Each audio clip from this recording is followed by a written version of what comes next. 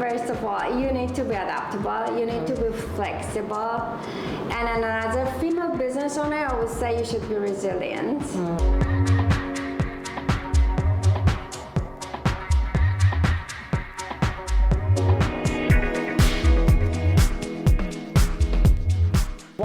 To another episode of Design Table, where we talk about everything interior design and entrepreneurship. Today I have a really special guest here with me, someone that I've looked up to for a very long time, and I can't believe that I'm actually sitting here talking to her. Goli Basiri from Harman Design. Thank you so much for being here. Thank you for having me. So let me tell you, your designs are so unique. Oh, no. They're so inspiring. And I wanted to mention that because before I even started into my interior design journey, I used to look at your photos online and save them as inspiration. And then one day when I connected with you, I was like, wait a minute, that's you. You're the one behind all these Pinterest pictures and everything. So that's why I'm really excited to talk to you, because a lot of our audience members, they are new designers, aspiring designers who are wanting to start their journey and kind of get motivation and inspiration how they can be just like you and have great businesses, right? Yeah. So your story is really interesting, and I want to talk a little bit about how you came to Canada and you started your business and how you struggled for the first little while. So talk to us a little bit about that experience. Thank you so much for all those compliments, but yeah, it wasn't easy, to be honest. Yeah, when I moved to Canada in 2015, I would say that the biggest struggle I had was not having experience within the country. Yeah. And then the second challenge was lacking confidence with English language. Right. So I decided to get my postgraduate degree in construction. Oh, so you went to school here? Yeah, I did. Okay. Yeah. Were you already doing design back home, or?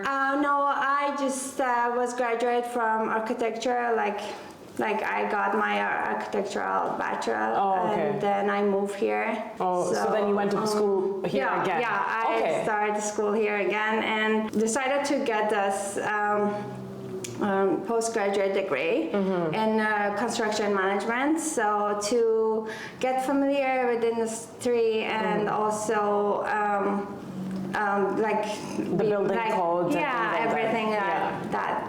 And also to be comfortable with the English language, to be honest. Yeah. Yeah, and so at the same time, my best friend introduced me to a well-known builder, so to start working as a project coordinator, and that was crucial to get relevant and hands-on some experience for my resume. I worked in that company for almost 2 years, then I made a big decision, to leave and pursue interior design. So that's very interesting, right? Because there's a lot of people who have studied design in their countries, so people from Asia, people from Africa, and they're always wanting to know when they come to Canada, is it wise for them to go back to school here and get an education? And I guess my answer is always it depends on your journey, right? And you are someone who made that decision. You're like, you know what, I need to get a little bit more familiar with the industry here. I need to,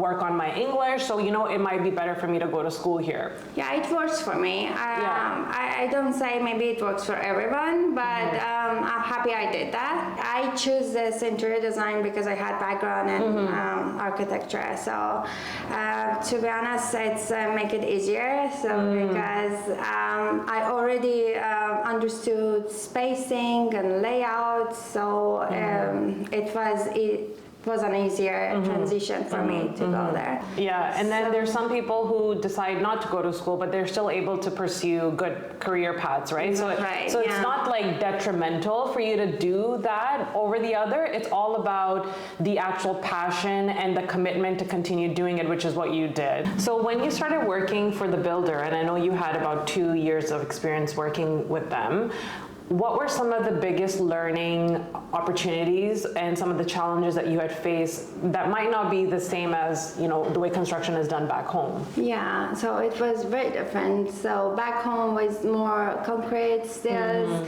the construction is totally different. Here is mostly timber and different type of structure. And drywall. And drywall. So I never used to work with drywall. So so it was really crucial for me to like being the frame and working, and then every day checking on the job site and see this structure is going off and the framing is happening in different sites visits.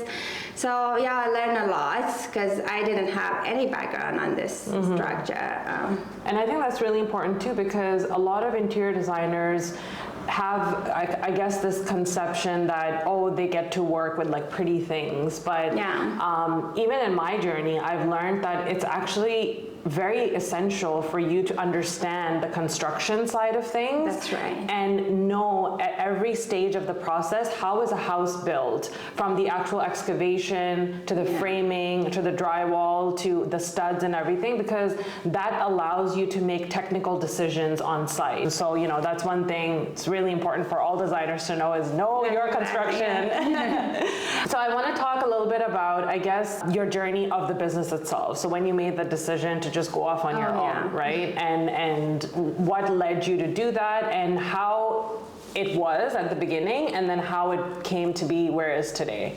Actually, I was so fortunate. Let's start from there. So I was so fortunate that my husband, he also had his master's degree in architecture, and he also wanted to pursue interior design career. So we both decided to try out this path. And to be honest, creation of home and design was not intentional at that time. So yeah, a friend of ours just reached out and asked for designing a small cafeteria in an office building.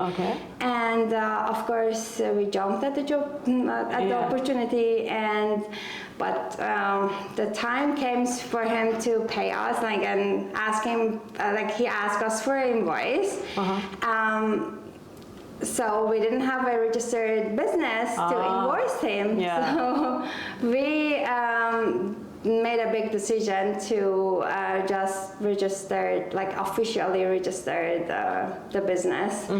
And that was the first project we did. At the beginning it was partnership. We changed it to corporation in 2018, and the first 2 years, it was very difficult. And that's very interesting, because a lot of people don't think about the paperwork that's involved, right? But then they think they can do that, but no. So you cannot get paid if you don't have invoice, right? And that's the part of being a business owner, is like you're not just doing design, but you have to do your accounting, you have to do your invoicing and administration and things like that.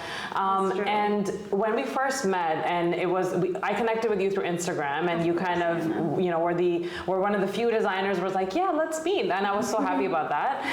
But when we first met, you had shared something very interesting with me, which was your struggle in the first like 2-3 years, and you mentioned to me that, you know, you used to actually go door to door asking for you know, work and getting consultations, and I just felt that was so inspiring, because everyone needs to put in that work, right? So like, can you talk to us a little bit about how you did that part of the business, and then at what point did you realize, you know what, I think I'm getting clients in and I'm getting a little bit more comfortable with this line of work?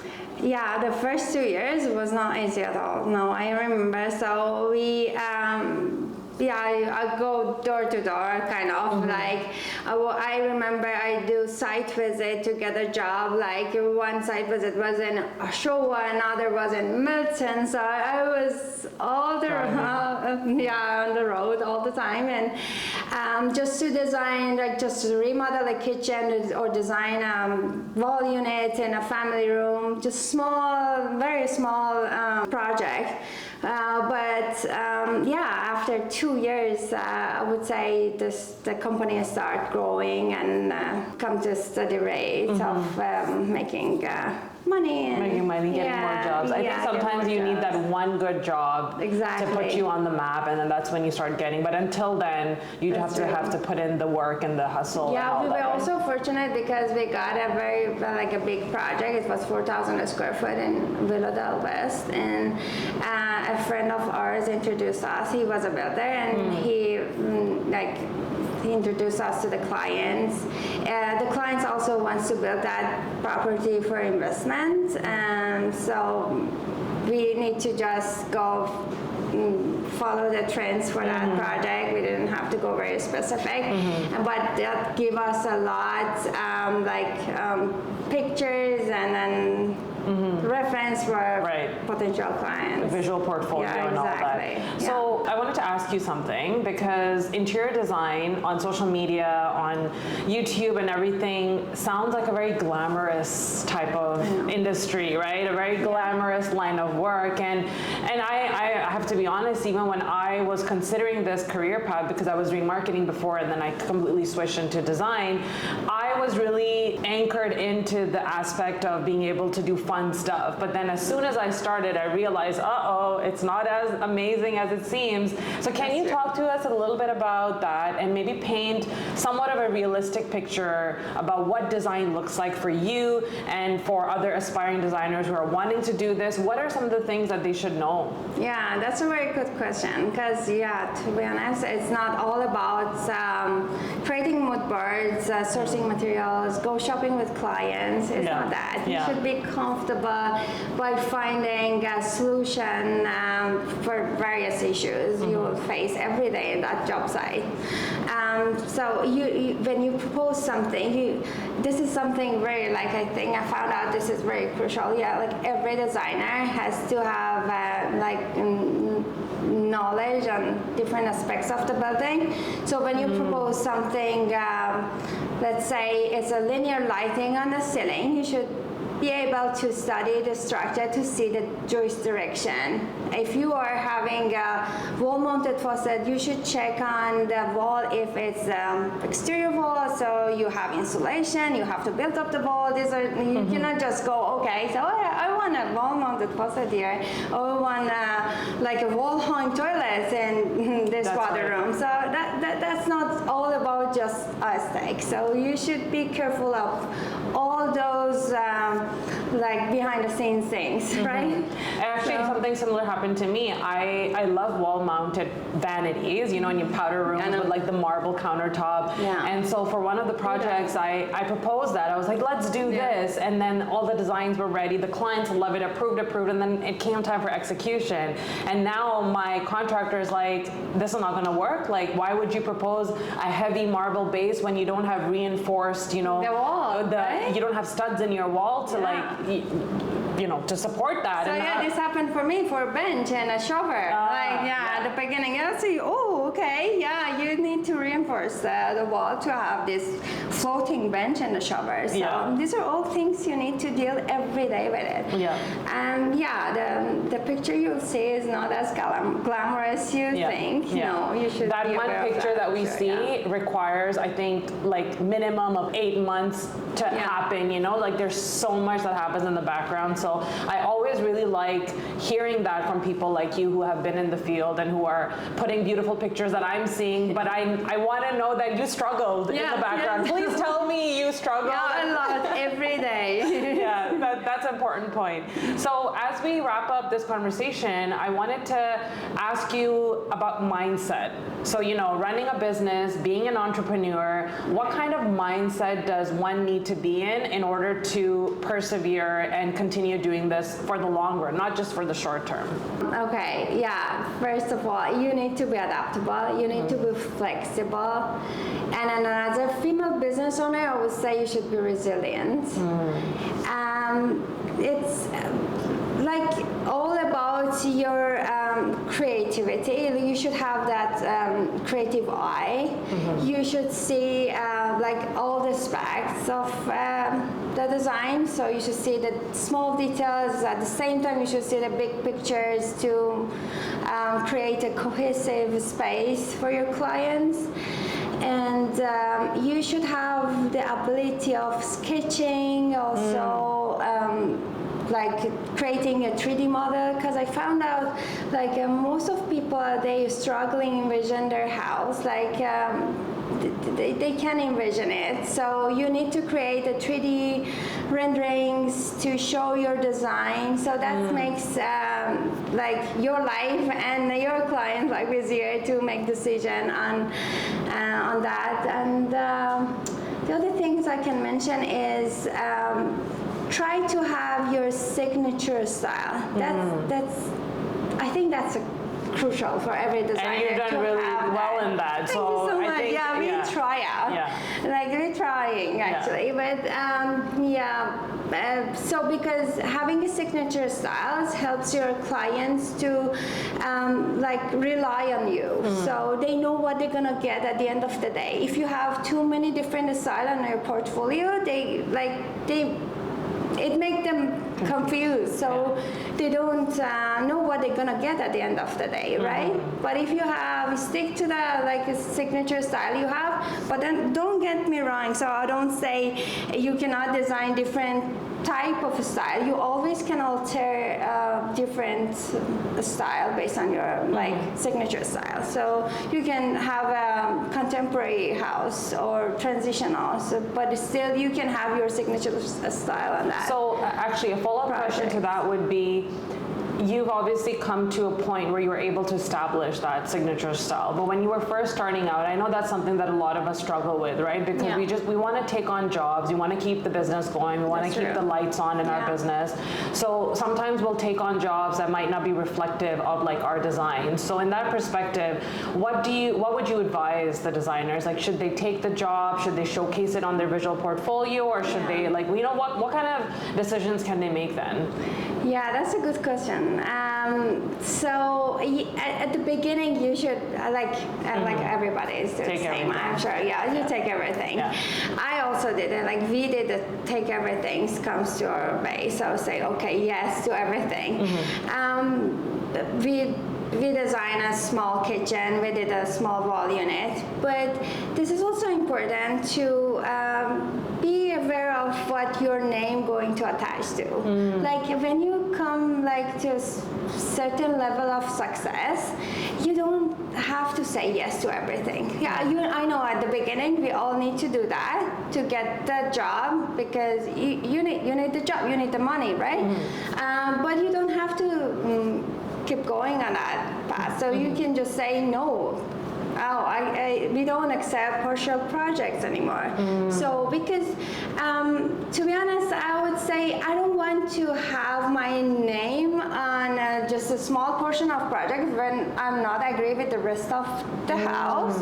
So please, if you're in that level, don't take any projects. And I think that works in your favor, because every time you post a project, it's never one space of the house. It's always like the entire house, and that's the brand that you are catering to for people. They will come to you if they want their entire house design, I'm sure, right? Yes, that's the clientele that you're attracting. So that's a very good point too, is like think about that and make sure you're targeting the right audience, and then you won't get the other jobs that, oh, please do my bathroom. I would love to, but it's like it doesn't work now, because you want everything to be connected, everything to be cohesive, right? So if you just design a bathroom to be very different with the rest of the house, why you wanna do that?